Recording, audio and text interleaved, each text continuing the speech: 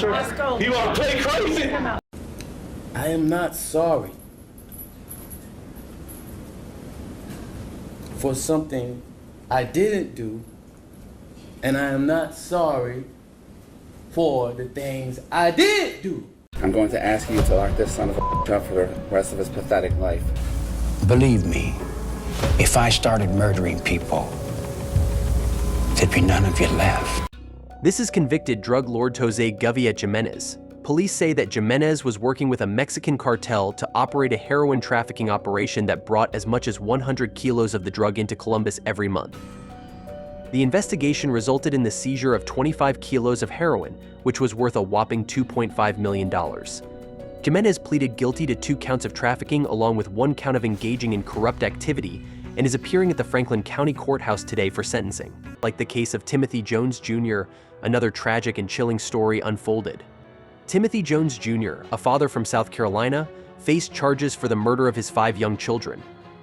During the trial, it was revealed that Jones confessed to killing his 6-year-old son, Nathan, by exercising him until he died after an electrical outlet was broken in their home in August 2014. Afterward, Jones spent hours contemplating his options, even leaving the other children at home with Nathan's body while he went out with his oldest child.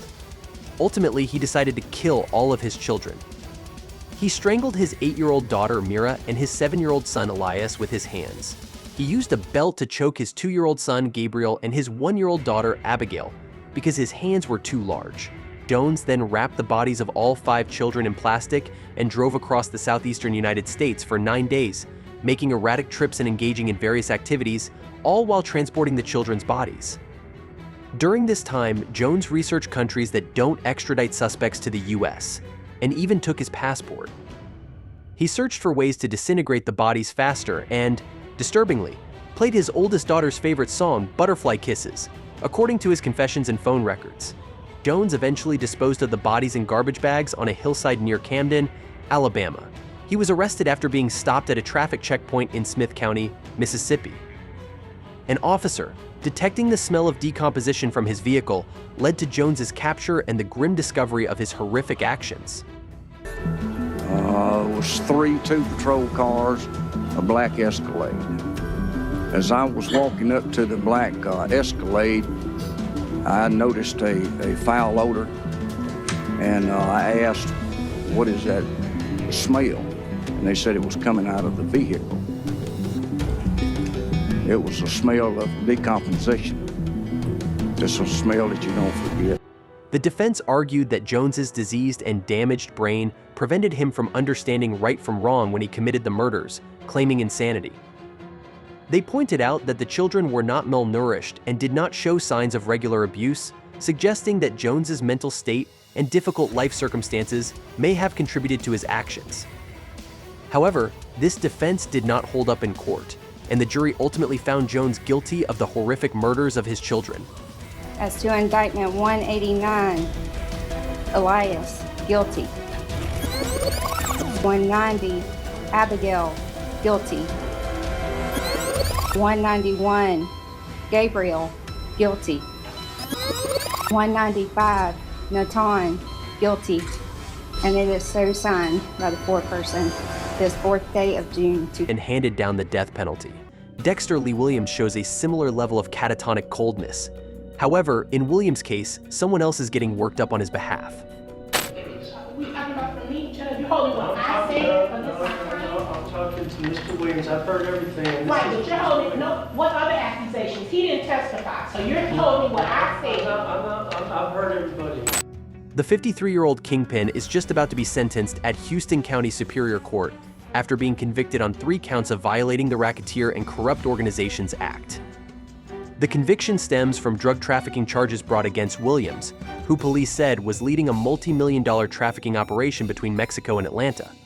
When taken into custody, he had 39 kilos of cocaine in his possession, worth an estimated $3.5 million.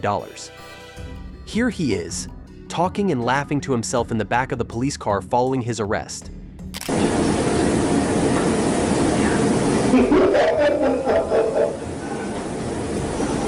Son of a bitch, they thought me that fast.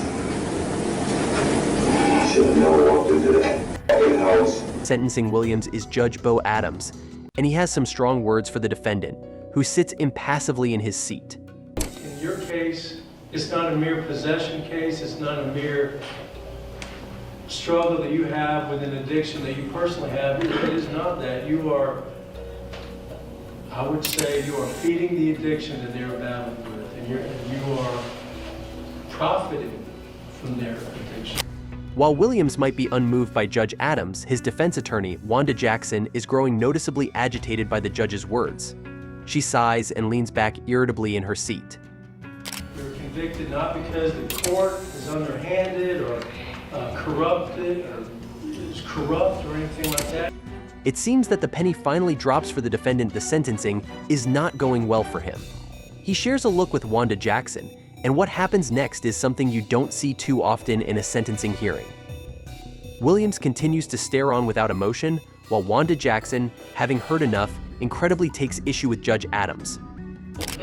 We talking about for me, Judge, you're holding what I said, I'm talking to Mr. Williams. I've heard everything. right, but you're holding, no, what other accusations? He didn't testify, so you're holding what I said. I've heard everybody. I've heard it Who all. else said it? I've heard it all. I've heard it all. It's my time. She attempts to scold him for insinuating that her defense case was filled with wild accusations, but the judge cuts her off and goes on with his speech. Mr. Williams, you're convicted not because I'm corrupt or underhanded, or law enforcement is racist, or the jury had unauthorized contact with witnesses. You're convicted because you're guilty. That's the plain and simple truth of it. The evidence showed that, the wiretaps show that, and at the end of it all, I find that Jackson, however, remains unimpressed and can be seen gesturing with her hands and huffing. Judge Adams ultimately sentences Williams to a total of 40 years without parole, and even the prospect of spending the rest of his life in prison isn't enough to stir a reaction from the stone-cold dealer. I would say you should be sentenced for your involvement, your participation in this racketeering enterprise, and your acquiring significant sums of money. Jackson is less than pleased, though she gathers her things and stands to leave before the judge has a chance to finish speaking. That'll be the sentence of the court as a result of. Thank you, let me excuse. All right. And at the end of it all, for count one, I will sentence Mr. Williams to 20 years to serve. Count two, I will sentence him to 20 years. And that will be consecutive to count one, and I'm going to require that be served. 20 years to serve. Count three, I already indicated that is merged with count one. So that'll be the sentence of the. For Williams, it was the allure of power and money that drew him to trafficking. But as we see in the case of Wallace Bigger, not all dealers live a lavish lifestyle. The judge is biased, and as I said from the start, Andrew Tommy would not to be a fair trial. Police say that Bigger moved a significant pipeline of prescription drugs through Annam County in northern Michigan over the course of a number of years. The operation involved obtaining thousands of morphine pills and other controlled medications from a doctor in Sagen, which were then sold by Bigger from a number of locations across the county. However, despite bringing in more than $220,000 from the spoils of his illegal trade, Bigger barely got by, living in practical squalor in a camper van on his daughter's driveway. Throughout his trial, the 71-year-old remained defiant, protesting his innocence and berating his legal counsel and the criminal justice system as a whole. He tried to fire his lawyer on a number of occasions and claimed that he was framed by law enforcement officials. He was eventually convicted of conducting a criminal enterprise, the most serious charge possible under Michigan's racketeering laws. Today, Bigger is appearing before Judge Philip Rogers for sentencing. The judge doesn't hold back as he lays out the elderly drug lord's trashy living conditions and resentful nature. You live a big lifestyle where you're sitting out next to the cement pond with the BMW parked in the driveway. No, you weren't. You lived a pretty crummy lifestyle, time to time, in a camper in your daughter's front driveway, but it didn't stop you from being manipulative. It didn't stop you from abusing other people. Bigger is less than pleased, and when he approaches the podium to speak, what he has to say shocks the court. I did not sell drugs, and I will not omit nothing. Maintaining his brazen pretense, the drug dealer continues to feign innocence. He then goes on to complain bitterly about his lawyer and even accuses Judge Rogers of being biased, repeating his claim that he did not get a fair trial. I believe the judge is biased, and I said from the start, Andrew County would not give me a fair trial. And I did not get a fair trial. And I got a screwy lawyer. The prosecution team disregards his dubious claims, arguing that he was the main pill dealer in Antrim County. They appeal to the judge for the harshest sentence possible, wanting to use Wallace Bigger to set an example for any other would-be dealers. He was the primary provider of morphine during that time period within Antrim County. He kept going back to Saginaw and was getting 800 pills a month, bringing them back here. Hopefully his sentencing at the high end of the guidelines and the consecutive nature will send a message to anybody that may want to fill that vacuum that regardless of your age, there is a consequence if you are caught trafficking this quantity of controlled substance. Judge Rogers ultimately sentences Bigger to a minimum of 20 years in total, meaning he will likely never see the light of day again. I am sentencing you to 180 to 360 months on charge number 1. On charge 2, the controlled substance delivery charge, 23 to 240 months. Charges 3 and 4, 23 to 240 months. On the maintaining a drug house, 16 to 24 months. And on conducting the criminal enterprise, that's 50 to 240. Most drug lords, like Bigger, are convicted for possessing illegal substances with the intent to distribute and rarely face any charges in relation to the effect that their drugs have on their vulnerable customers. However, on rare occasions, the aggressors end up protesting in favor of the defendant, as seen in the case of Judge Tracy Hunter.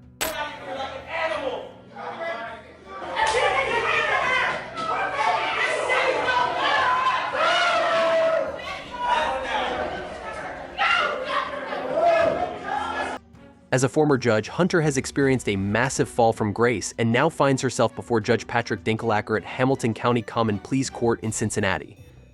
She was originally convicted of charges related to abuse of power after leaking confidential documents to her brother, allowing him to keep his job as a corrections officer.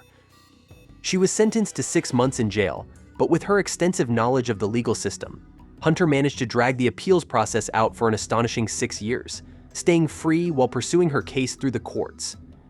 However, she has now exhausted all avenues of appeal and is in court today to determine whether the 6-month sentence will finally be imposed. Unlike most defendants, Hunter has developed a cult following, with many reporters believing her conviction to be politically motivated. Crowds of supporters have gathered both inside and outside the courtroom, and tensions are running high. Unfortunately for Hunter, her luck has run out as Judge Dinkelacker orders that she serve the entire sentence, setting in motion an extraordinary chain of events. 1, you pay the cost of these proceedings. Number 2, you are to do not violate any laws. Number 3, you are to do 6 months in the Hamilton County Justice Center. Credit 1 day. Mr. or Ms. Deputy can take her away. As the former judge stands, a collective outcry erupts from the gallery. Her supporters begin shouting in protest, voicing their discontent over the ruling.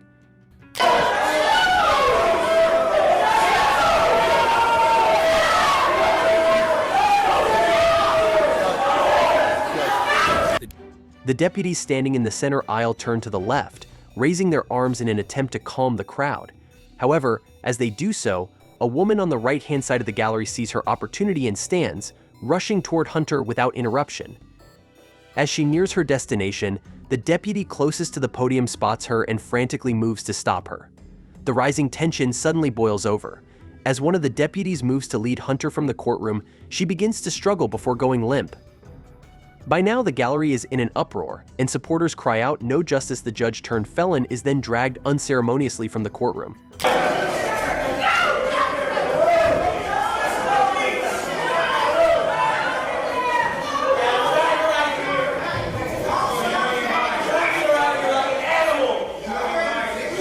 The woman who attempted to approach Hunter is handcuffed and led out of the courtroom by officers.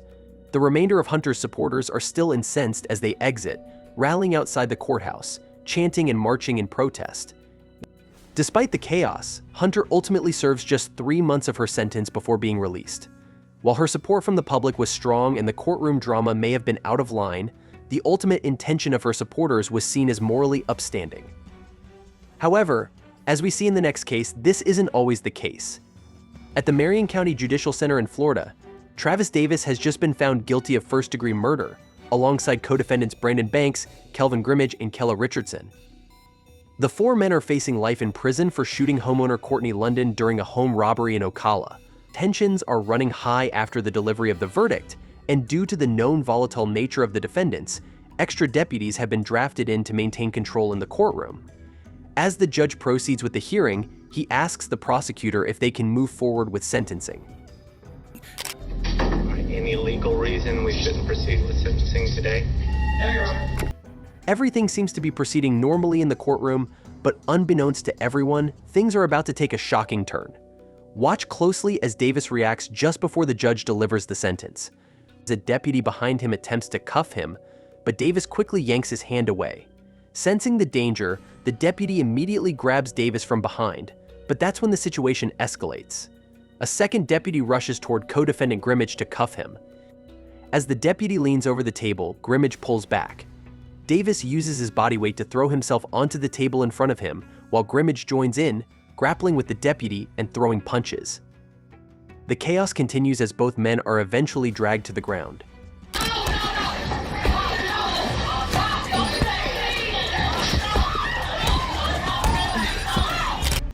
Meanwhile, Davis is wrestled to the ground but manages to get back up, swinging his fists wildly as he lashes out at the deputies and even at his own defense attorney, who eventually escapes around the side of the table. With the courtroom in chaos, the deputy at the back steps in and unleashes his taser on Davis, causing him to fall to the ground. Grimmage and Banks are also tased, though Banks hasn't joined in the chaos. Luckily for Richardson, he had already been handcuffed and was rushed to the side of the courtroom when the melee erupted.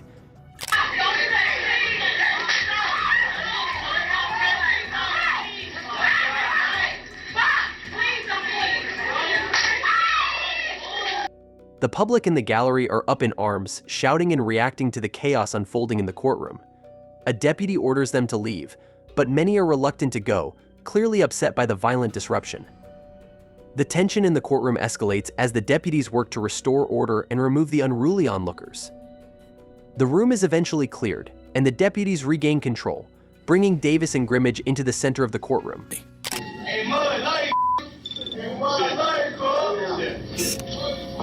Although they ultimately face no charges related to the brawl, all four defendants in the Davis case are sentenced to life without parole for the murder.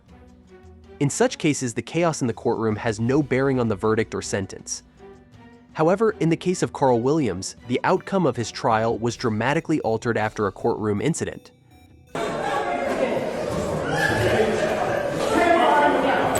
Williams is on trial in DeKalb County for shooting and killing his girlfriend, Donana Jackson. He claims the gun went off accidentally while he was showing it to her.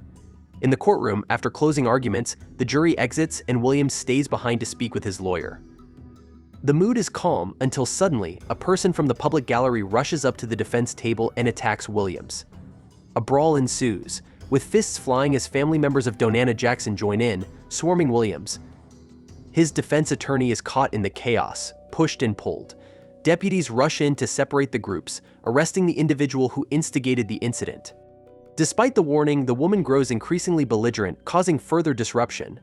The judge pauses the proceedings as the deputy climbs over the railings to address her directly, warning that another outburst will result in her removal.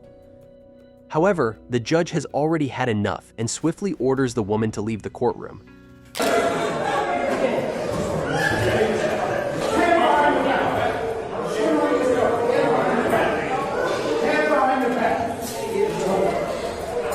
The jury, who were in an adjoining room, hear the entire commotion, and as a result, a mistrial is granted to Williams. No retrial has been brought before the courts to date. The attack on Williams was a physical one, designed to cause as much damage as possible in a short amount of time. However, sometimes, as the next clip shows, verbal altercations can also lead to chaos in the courtroom. Lucas Lucas Kendall is appearing in Miami-Dade criminal court for a pre-trial hearing. The former bodybuilder is charged with killing Kewan Bird and attempting to kill Michael Smathers outside a Miami strip club. Kendall claims that Bird and Smathers were watching him menacingly from their vehicle, and when he went to grab something from his own car, the two men jumped out and threatened to kill him. Kendall then pulled out his Glock and began shooting, killing Bird and paralyzing Smathers. It was later revealed that neither man was armed, and Smathers denied that any words were spoken to Kendall. Kendall, who has been diagnosed with several mental disorders, is in court to determine his competency to stand trial. Bird's family and friends are present, including his father, Donald. The hearing begins calmly as the judge discusses Kendall's competency before moving on to the matter of where Kendall should be detained. And then the issue is that you want him housed where? At the same facility he's been housed. In order to prevent him from decompensating? Yes, Your Honor. He eventually decompensated to the point where he was sitting in a fetal position, naked, not eating, and not interacting with any human being. While undergoing psychiatric evaluation and treatment, Kendall was moved from jail to a mental hospital. His attorney is now arguing that he should be returned to the hospital instead of being sent back to jail. Meanwhile, in the public gallery, Donald Byrd, the father of Kewan Byrd, is growing increasingly angry with the ongoing discussion. His emotions are building up, and it's all about to boil over as he loses control. He need to go to prison, man. Come on, Let's go. He want to play crazy. He wasn't crazy when he murdered my son, man. He wasn't crazy then, but he crazy now. All of a sudden he crazy now. You want to lay in a mental hospital? You don't murder my son, man, for nothing. When he was trying to get away from you, you were trying to get away from you, man. And you kept shooting him while his back was under the truck. You kept shooting him, man. You kept shooting him. And his back was turned to you, man. He was trying to get away from you, and you murdered him, man, like that. You murdered him, man, like that.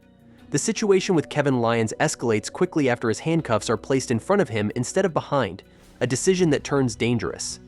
As he exits the holding cell, the male officer initially has control, but Lyons spins around, pulling both officers to the ground.